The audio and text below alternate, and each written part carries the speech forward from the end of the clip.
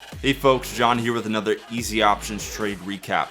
I haven't done a video in a couple weeks since my work schedule has been completely nuts. So I wanted to do a quick recap of the past 2 weeks of my trading. I was able to earn $1,591, so I'm super happy with that. I'm keeping my buying power pretty low, so these aren't huge weeks, but still that's pretty solid for a couple weeks. All right folks, let's get into it.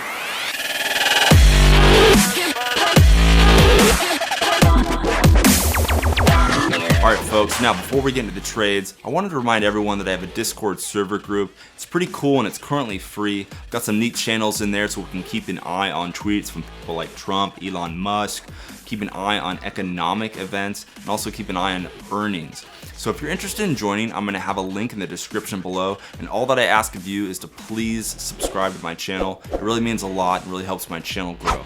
Alright folks, I look forward to seeing you there. Alright folks, let's get rolling. So as I mentioned, I'm going to be going over the trades that I took for the past couple weeks, and I summarized that here in this table on the left. So these are going to be the trades I took for the week ending the 17th, this for the week ending the 24th, and these are rolled trades that I had rolled forward and actually got to close out the week ending the 24th.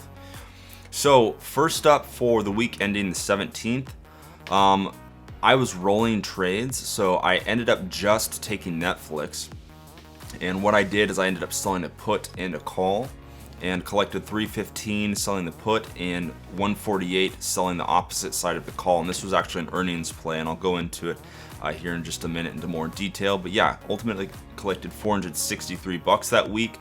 So for a light trading week, I was pretty happy with that. It's almost half a grand. This week, which is the most recent week ending the 24th. The only current trade I placed during that week was Twitter. This was also actually an earnings trade that I put on the Friday before, and I ended up taking it off. I think, I'll have to look, I think it was like Tuesday, maybe Wednesday the latest, and I took it off for over 50%. And we had earnings coming up, so I felt like just taking the risk off the table and collected 240 bucks for that. Now, the trades that I was rolling forward were AMD and MU. So you can see here I placed AMD on the 13th, then I rolled it on the 14th, and I closed it this past week on the 23rd. Same with MU, I put it on the 13th, rolled on the 14th, but I closed that one on Friday the 24th. Now, ultimately, the money I collected, minus the money paid back to close it, here it was 12 bucks, here it was 54 bucks. Ultimately, from my initial premium received along with my credits received from rolling, collected 888 bucks. So I'm going to count that income as this past week, the week ending the 24th. So that totals up to $1,591 in a matter of 2 weeks. So I'm very, very happy with that. Again, it's not big weeks here. I'm keeping my buying power pretty low, so these are not like massive weeks. I'm not getting insane returns here, but I'm getting solid money. And again, the reason I'm doing this is because I'm a little concerned with where the market's at right now. It's come back up a lot, and yes, it could keep grinding up, but there's also a significant chance that it can pull back hard again with all that is going on with the economy and the health concerns. Certain events being delayed or even canceled completely. So it's really interesting what's going on right now. Let's look at the SPY before I get into these trades. So here I have the SPY. You can see this is where we came up and had this big crash due to the current health concerns. And this is this big, it's almost a complete V up, right? So this is very, very steep. This is a record-setting run back up, and just a record-setting run in general. This is highly volatile, and you can see here we have this big dump, and then we had a pop up, and right here on this guy, these are weekly candles, by the way. I previously decided to buy a put right in here, right when this week opened here, because this looked very bearish to me, like red on red. Okay. That put didn't work out. I knew that was a risk. So whenever you're buying an option, you know what your total risk is right away. It's whatever you bought the option for. So here we are again. I was calling this out earlier, and I believe in my last video, is that you know, we're obviously going to come up to this range. I knew once we did this and we saw this, we were going to come into this range, and I thought there were basically two options, right? We were either going to blow through this likely and hold green, or we were going to blow through and sell off and have a red doji. And so what happened was the second option I pointed out. So this is very interesting. To me, this is very, very bearish, right? We have this range that we set here. It looked like it was going to pull back, but we decided to challenge this range again. This has rejected this range. It's a very beautiful rejection. You know, if this played by the rules, this would really come down. We could even see a gap down. Who knows? This coming week. I don't have a crystal ball, we'll have to see, but again, this is very, very bearish. So this week I didn't buy a big put. It's kind of further out. I believe I bought the 303 put. It expires in, I think, 3 weeks. But I decided to buy another put. I didn't pay a lot. I paid $100 for one put. It's not going to make me rich, but it's a good little hedge to see what happens in the next 2-3 weeks here. Because if this does pull back, that'll be good to have. Optionally, you could sell call spreads above this. In whatever stock you're looking at. Definitely be careful of the stocks that might go up if the S&P 500 goes down. But in general, yeah, you could buy a put or sell a call spread right now if you think that the market is going to pull back here some. Now, if it does pull back, who knows how far? It could be big time. It could be down to, you know, this range or this range here and end up coming back up. I don't know. We got crazy things coming as well. We have the election coming up. So these are strange times, but we'll get through it one way or another. All right, let's get into the trades here. So first up, what did we have? We had Netflix. All right, here are my fills for Netflix. You can see, by the way, these are all canceled here. These are going to be the filled trades. So starting here in the first fill trade on the 15th of July, I sold a put on Netflix at the 450 strike. Okay, so that was on the 15th, and then on the 16th, I sold a call. I decided to sell the other side. It's Netflix had pushed up a little bit, so I sold the call side. On the put, I collected 330, and then on the call side, I collected 150. So let's check that out. The call side was 680. So I got on the 15th, right in this day here, I got the 450. Let's draw a line here, around there. So I sold a put, so I needed to stay above this price, okay? And I did that on this day. And Netflix had earnings on after the 16th, after hours. So on the day of the 16th, I also decided to put on a call because it was pushing up. So I put on, you can't even see it. I put all the way up here, the 680. So I basically made a strangle, is what you would call this if you saw a call and a put that are naked, okay? So that really turns into a strangle, but I legged into it. So again, I collected 330 and 150 for this, so and got to keep most of it here. Yeah, so in what is interesting, let me show you after hours. So see this 450 strike? That was pretty far away. I forget the percentage, but it was pretty far away.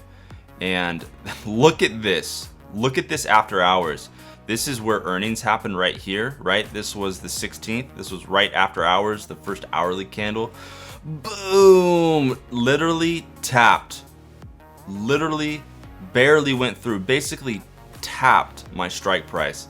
So I was, of course, watching it, and I was like, oh my gosh, really?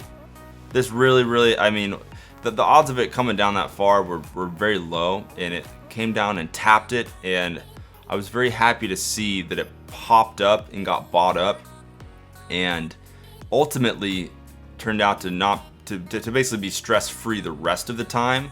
But that was very stressful watching that thing come down, and it happened. Let's look even closer. It happened super quick. Where are we? Oh, I need to go a little further here. Hold on. Nope, that's what I want. Let's go 10 days. Look at this, yeah. Look at that. So in the first 5 minutes, I saw this happen. I could not believe it. You know, you sell something that's so far away, and it reminds you that the market is crazy, even on a well-known stock that, you know, this was projected to have good earnings as well. You know, Netflix is a stock that's done well in this environment that we're in. So, you know, just watching this come down, you're like, of course. But anyways, I made it through. And worst case scenario is I would have had to manage that position. So it wouldn't have been the end of the world. I'm confident I would have gotten out of it eventually, if not the next week. So that's fine, but it did test me. So that was Netflix. And then let me back up real quick. As obviously you can see with, or I guess it didn't disappear. It's just up so high. You can see with that call, that just stood no chance. That was so far away from the current price. I knew the odds were so small that it would dare go up there. It's not impossible, but I was pretty confident that would not happen. And I got to keep $150 for that. And let's see, I bought that callback for basically 2 cents or $2, and I bought the put back the next day for 15 cents. So turned out to be $463. Okay, so next up is Twitter. So Twitter, I sold 10 of the 31 strike puts. So let's go check out the chart. Let's draw out a line here. Okay, there's about the 31 area. Zoom in here. Whoa, come on back. Let's see here. Pull up my table. Oh, what is the date I did this on? Twitter. I did this on the 17th, bought back on the 21st. So I sold it for 43 cents, bought it back for 19 cents. So that is well over, that was, I think around 60%. Okay, so you can see here that I sold this on the 17th. And that is this candle here. And really all that needed to happen was Twitter needed to stay above this strike price. And Twitter was running into earnings, and I was speculating that the stock would likely run up, and if not, you know, can manage the positions. But the stock ran up really nicely, and this is one I definitely could have left on and been totally fine and got full profit, but I decided to take it off for over 50%, and I think I got it. I put it on Friday the 17th, and then got it off on the 21st, which I believe was Tuesday, and I was able to get basically about 60% pretty quickly, and I got to take that off before earnings, and just totally got to avoid that earnings risk of the stock dropping pretty drastically. So I was really happy with that. All right, next up is AMD and MU. So AMD I put on the 13th. Let's see here, the 13th, right here. Yeah, so I put on and this turned out to be a bad time. Let me zoom in here for you folks. It's a little bigger. Okay. So the 13th, where are you? So on the 13th, I sold the 55 strike. So you can see it was horrible timing. It was a Monday, and I put it on right here. I saw AMD pulling back. I thought it would find some support, and it happened not to. So right away, I was in the money, which always sucks. Like literally the day you put on your trade to get in the money is not a good feeling. So yeah, I got tested right away and made my Monday a little sour, but you know, I had to eat it. So I decided on Tuesday, I said, if I think this thing is gonna keep dumping, and this turns out to be a pretty big fall, potential fall, I'm gonna take it off early. So I saw this kind of hovering around here, and I just decided that it looked bearish to me. What do I know in hindsight? But I decided from a little pop, I decided I was gonna roll it, because it's better to roll on a pop if you can. So I did roll it, and I rolled it down on that Tuesday, see on the 14th, to the 54 strike. So I was able to roll it down. Initially I collected 55 cents for the first tranche, and then on that roll I collected another 30 cents per contract. So I got $330 on the first from putting on the trade, and then 180 for rolling it. So and I rolled it down the strike. So I rolled down from 55 to the 54 right here, and AMD turned around really quick. So let's see, Friday where did Friday close here? I can't see. Hold on a sec. Friday closed at 55.04. Oh my gosh. So I technically didn't have to roll that, and I could have gotten out of that trade completely. But I rolled it to be safe, and AMD just exploded the rest of this last week. Just completely nuts. And I'm hoping, I love AMD. It's one of my favorite to trade, and it's getting ahead of itself here.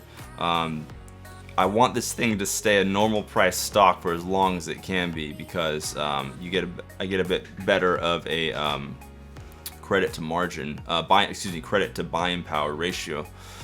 So I'd like this thing to calm down, but we'll have to see, right? This thing is obviously at some point headed into the hundreds territory. Okay, so next up is MU.